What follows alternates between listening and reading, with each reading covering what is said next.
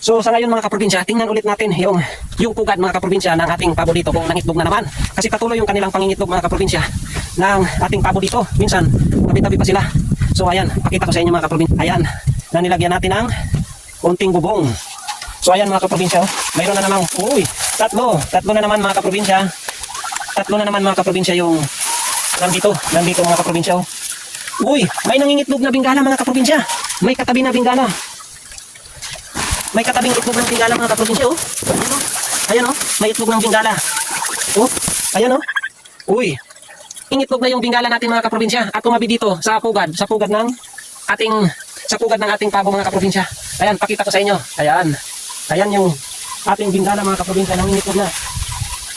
Ayan tatlong pabo yung nandito mga kaprobinsya. At yan may dalawang itlog na bingala. Ito po yung itlog ng bingala mga kaprobinsya. Ay hindi nakakakita pa ng itlog ng bingala.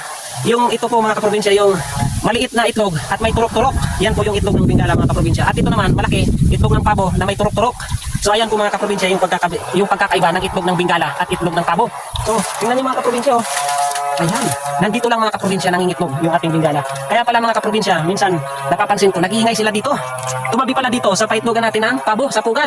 So ayan mga kaprobinsya, so shout out po sa lahat ng mga kaprobinsya natin dyan, ka-farmers.